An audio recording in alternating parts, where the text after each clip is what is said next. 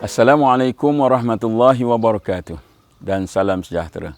Alhamdulillah, nahmadullah subhanahu wa ta'ala, sama-sama kita melafazkan tahmid dan syukur kita, wa nashkuruhu, syukur kita kepada Allah di atas segala nikmat yang diberikan oleh Allah kepada kita.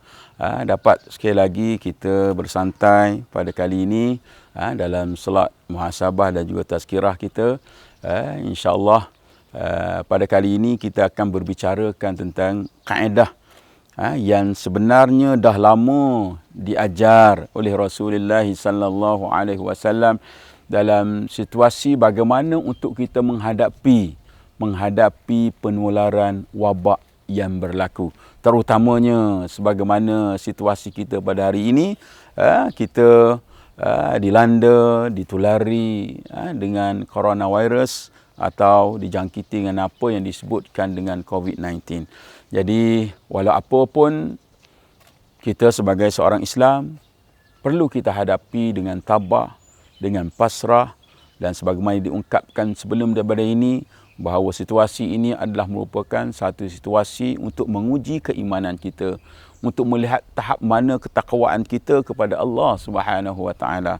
Kerana kita sebagai seorang Islam, kita menghadapinya, kita melihat lebih kepada kita nak tambahkan lagi keimanan kita. Kita nak kuatkan lagi ketakwaan kita kepada Allah Subhanahu wa taala. Maka sebab itu kita lihat kaedah-kaedah yang digunakan dalam dunia sekarang, termasuk di negara kita sekarang, di mana dalam situasi kita sekarang kita berada dalam keadaan PKP, sebagaimana yang telah diumumkan, diarahkan oleh pihak kerajaan kita, pihak berautoriti, yang kita dapat lihat bagaimana kita terpaksa berada di rumah, stay at home, semuanya berada di rumah. Nak keluar pun hanya untuk keperluan-keperluan yang mendesak, yang tertentu sahaja. Dan tidak boleh lagi kita berada di luar sana daripada rumah kita dalam keadaan bebas, nak bersiar-siar, berjogging, beriadah dan sebagainya.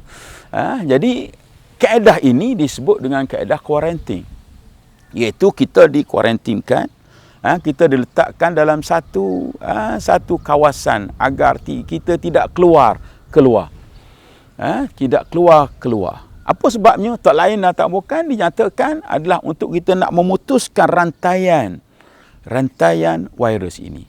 Jadi sebenarnya perkara ini dah berlaku sejak daripada dulu lagi, sejak daripada 1400 tahun yang lepas lagi. Di mana kita tahu dalam sirah ada diceritakan, dalam sejarah ada diceritakan bagaimana Sayyidina Umar Al-Khattab radhiyallahu anhu. Sayyidina Umar dia nak berkunjung ke Syam.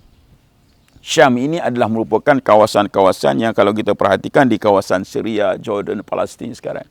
Di mana Sayyidina Umar daripada Madinah nak pergi ke Syam. Di mana sampai berita kepada beliau menyatakan bahawa di Syam sekarang berlakunya satu wabak yang disebutkan dengan at-ta'un. Sedang berlaku di sana. Maka dia dinasihatkan agar tidak berkunjung ke sana, tidak pergi ke sana. Yang menyebabkan Sayyidina Umar Al-Khattab terpaksa memanggil para sahabat untuk berbincang tentang perkara ini. Apa tindakan yang perlu mereka lakukan, sama ada untuk meneruskan hasrat tersebut, mengunjungi ke Syam, ataupun kembali semula ke Madinah, ataupun stay berada di Al-Madinah Al-Munawwarah. Jadi banyak golongan sahabat yang mengemukakan pandangan dan sebagainya. Ada yang menyatakan kita perlu pergi, wahai Amirul Mukminin. Ada yang menyatakan bahawa kita perlu berada di Madinah, tidak perlu lagi kita pergi untuk mengelak daripada wabak ini. Jadi ada dua pandangan yang menyebabkan Sayyidina Umar terpaksa memberikan satu fokus yang begitu mendalam, sehinggalah baginda didatangi oleh seorang sahabat besar Nabi SAW, iaitu Abdul Rahman bin Auf. Apa yang disebut oleh Abdul Rahman bin Auf adalah menjadi satu keputusan yang dibuat oleh Sayyidina Umar Al-Khattab. Apa yang disebut? Abdul Rahman bin Auf menyatakan bahawa aku pernah mendengar Nabi SAW menyatakan bahawa iza sami'tum bit-ta'un bi ardi fala tadkhuluha. Jelas Rasulullah sallallahu alaihi wasallam menjelaskan di sini, Abdul Rahman menyatakan, apabila kamu dengar ada wabak taun berlaku di sesuatu tempat, fala tadkhuluha, jangan kamu pergi, jangan kamu masuk ke tempat tersebut. Wa iza waqa'a bi ardi, kalau berlaku di tempat tersebut, wa antum biha, dan kamu berada di tempat tersebut, maka apa tindakannya? Fala takhraju minha, maka jangan kamu keluar daripada tempat tersebut.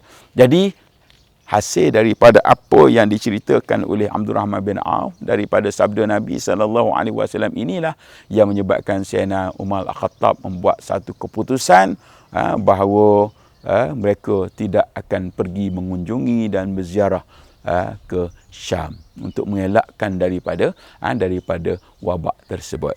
Dan Sayyidina Umar Al-Khattab mengarahkan Abu Ubaidah Al-Jarrah yang telah berada di sana, yang berada di Syam, untuk kembali semula ke Al-Madinah agar tidak terkena dengan wabak tersebut. Tapi setengah riwayat menyatakan bahawa Abu Ubaidah lah memang terkena jangkitan tersebut, dan Abu Ubaidah lah menyatakan bahawa aku tidak akan kembali ke Madinah. Sebab apa? Sebab aku adalah pemimpin di sini, maka aku tidak akan kembali ke sana. Jadi penonton dan pendengar yang rahmati Allah Subhanahu Wa Taala, apa yang dapat kita lihat di sini adalah merupakan satu kaedah bagaimana menangani dan menghadapi sesuatu wabak apabila ianya tular menjangkiti di sesuatu tempat, sebagaimana yang berlaku pada kita pada hari ini.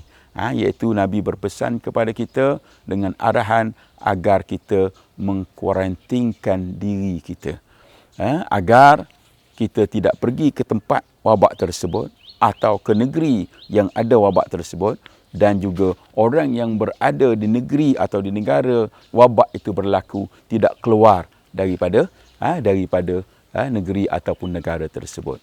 Kenapa? Kerana ini adalah juga untuk memutuskan rantaian wabak tersebut ataupun virus yang ada pada kita itu menjangkiti orang-orang yang tidak berkenaan. Jadi penonton dan pendengar yang dirahmati Allah Subhanahu Wa Taala, sebenarnya ini juga mengenai tepat sebagaimana yang disebut juga oleh Nabi sallallahu alaihi wasallam yang menyatakan la dirar wala dirar, yang menyatakan bahawa kita jangan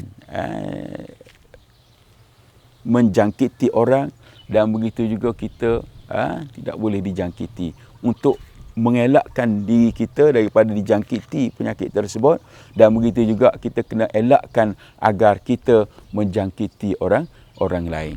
Jadi inilah apa yang disebut kaedah kuarantin yang telah pun dinyatakan oleh Nabi SAW, dan peristiwa ini telah dilaksanakan apabila Rasulullah SAW wafat. Tinggallah para sahabat, iaitu di zaman Amirul Mukminin Sayyidina Umar Al-Khattab. Maka ketika itulah beliau menegaskan tentang perkara ini berdasarkan kepada apa yang disabdakan oleh Nabi SAW. Jadi penonton dan pendengar yang rahmati Allah Subhanahu Wa Taala, marilah sama-sama kita kuarantinkan diri kita dengan stay at home. Kita berada di rumah masing-masing. Tambahan pula ianya diarahkan oleh pihak kerajaan kita sendiri dengan PKP untuk kita berada di rumah masing-masing. Begitu juga dengan pejabat ditutup, sekolah ditutup, IPT ditutup dan sebagainya.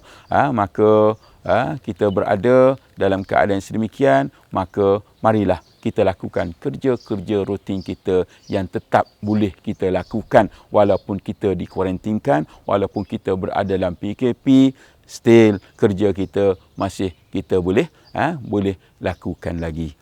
Kita bekerja daripada rumah, BDR, kita bekerja daripada rumah, lakukan apa yang boleh kita lakukan, tambahan dalam situasi zaman kecanggihan sekarang yang boleh kita lakukan secara online sahaja atau secara live sahaja, dan juga beberapa perkara yang boleh kita lakukan, amalan-amalan kita untuk kita mendekatkan diri dengan Allah Subhanahu Wa Taala.